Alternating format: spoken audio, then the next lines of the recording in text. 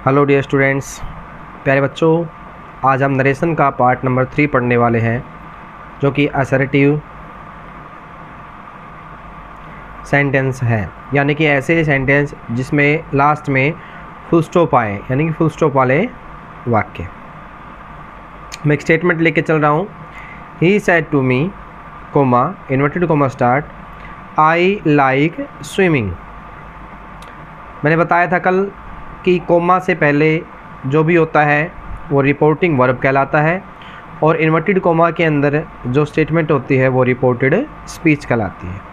Change करते हैं, ही को हमने ही में रखा, सेड टू है तो मैंने कल बताया था टोल्ड में चेंज कर दिया, मी को मैंने मी में रखा, कोमा को हटाकर मैंने दैट कंजक्शन लगा दी। आई है, फर्स्ट पर्सन है, फर्स्ट पर्सन मैंने कल बताया था ऑब्जेक्ट के अनुसार चेंज होगा, ही आ रहा है तो ही का ही हो जाएगा। लाइक अब बात आती है यहाँ कि कौन सी फॉर्म है। यह है फर्स्ट फॉर्म। कल मैंने रूल बताए थे आपको कि वर्ब की जो फर्स्ट फॉर्म है वो सेकंड फॉर्म में चेंज होगी। लाइक को मैंने किया लाइक्ड, और स्विमिंग यानी कि सेकंड फॉर्म में चेंज करके मैंने चेंज कर दिया। यह आपकी डायरेक्ट स्पीच थी, ये इनडायरेक्ट स्पीच में आपका चेंज हो गया है। अगला सेंटेंस देखिए, he said, coma inverted comma start, I have one a lottery yesterday. Change करते हैं, ही को मैंने ही में रखा, सैड को मैंने सैड में ही रखा। सैड में क्यों रखा? क्योंकि कल मैंने बताया था यदि फुल स्टॉप वाला वाक्य है तो सैड सैड में चेंज होता है और टोल्ड टोल्ड में चेंज होता है। सैड को मैंने सैड में लिख दिया, कोमा हटा के दैट कर दिया, आई को ही के अनुसार ही कर दिया, हैज़ है को मैंने हैड कर दिया, वन का थर्ड फॉर्म लगा दी, ए लॉटरी। अब आती है यस्टरडे। कल मैंने बताया था आपको कि यस्टरडे आता है वो द प्रीवियस डे में चेंज होता है। तो कंप्लीट स्टेटमेंट बन गई, he said that he had won a lottery the previous day. ऐसे ही अगला देखिए, my friend said you may take the bicycle. Change करते हैं, माई फ्रेंड को मैंने माई फ्रेंड लिखा, सैड को मैंने सैड लिखा। अब डियर स्टूडेंट्स एक बात ध्यान देखिए, सैड हमेशा सैड में ही चेंज होता है, परंतु एक बात का ध्यान रखना, अगर इन्वर्टेड कोमा के बाद में हमारे यहाँ पर सेकंड पर्सन आ जाता है, यानी कि इसको चेंज करके हम यहाँ पर लिखेंगे किसके अनुसार? ऑब्जेक्ट के अनुसार।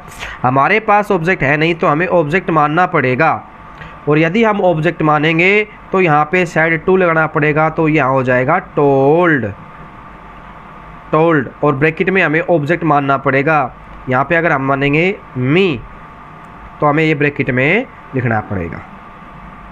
फिर बता रहा हूँ, यदि अगर इन्वर्टेड कोमा के बाद में जो पर्सन है वो सेकंड आ जाता है तो सैड को सैड में ना रख के हमें टोल्ड में रखना पड़ेगा, और हमें ऑब्जेक्ट है वो हमें मानना पड़ेगा। इट मीन्स हमने क्या मान लिया कि ये जो स्टेटमेंट है हमारी रिपोर्टिंग वर्ब जो है वो क्या है? My friend said to me. तो माई फ्रेंड सैड टू को मैंने टोल्ड में कर लिया, और मी को मैंने जो माना था वो ब्रैकेट में रख लिया। यू के अनुसार यहाँ मी के अनुसार हो जाएगा आई, आई हो गया, मे का हो गया, मैंने कहा था मॉडल किसमें जो होता है? मे का हो जाता है माइट में। फर्स्ट फॉर्म है वो फर्स्ट फॉर्म में रहती है, टेक द बाइसिकल। समझ में आया डियर स्टूडेंट्स? यू था सेकंड पर्सन, ऑब्जेक्ट के अनुसार चेंज होता है, ऑब्जेक्ट है नहीं तो हमने मान लिया ये स्टेटमेंट की सैड टू मी है, टोल्ड के अनुसार मैंने मी लगा दिया। अगर यहाँ आता सैड टू हिम, मान लें हमने यहाँ पे हिम लगाते ब्रैकेट में, तो हिम के अनुसार यहाँ क्या हो जाता? ही। यहाँ हर आता तो क्या हो जाता? सी। तो हम इसको चेंज कर देते।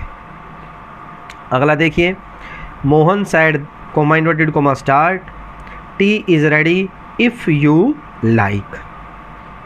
मोहन सैड दैट, टी को टी में रखा, इज एम आर वॉजवर में चेंज, रेडी का रेडी क्योंकि फॉर्म नहीं है, इफ़ यहाँ लगाया। अब यहाँ पे एक बच्चों ध्यान देखिए, यदि स्टेटमेंट आगे बढ़ती जाती है और यदि कोई पर्सन या फॉर्म आती है तो हम उसको चेंज करते जाएंगे।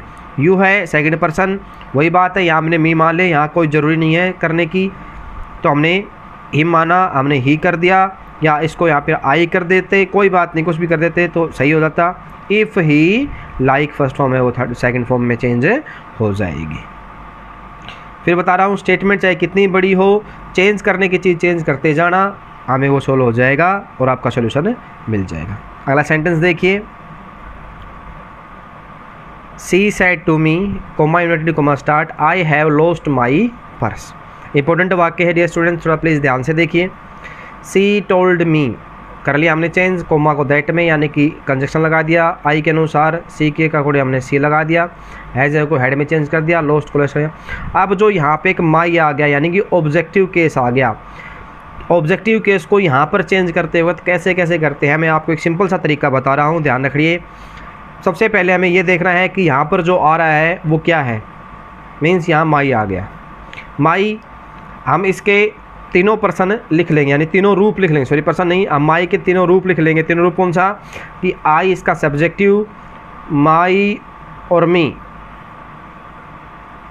आई माई और मी, ये पॉजिटिव रूप में यानी कि इसमें आ गया।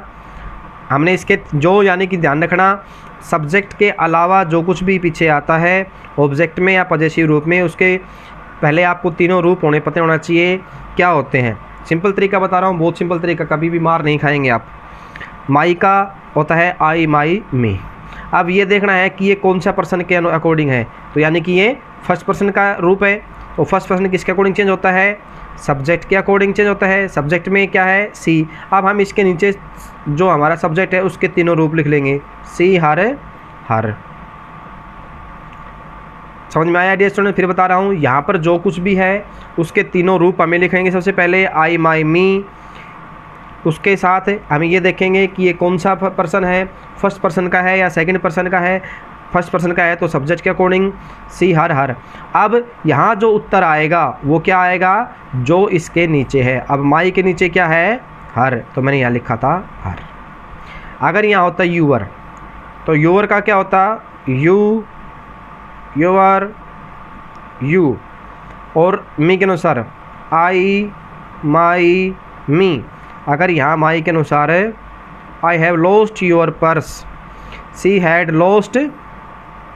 अब यूवर के कौन से तीन रूप, यू, योर, यू, और यूवर यानी कि कौन से पर्सन में है, सेकंड पर्सन में। सेकंड पर्सन किसके अकॉर्डिंग चेंज, मी के अकॉर्डिंग। मी का कर दिया मैंने आई माई मी।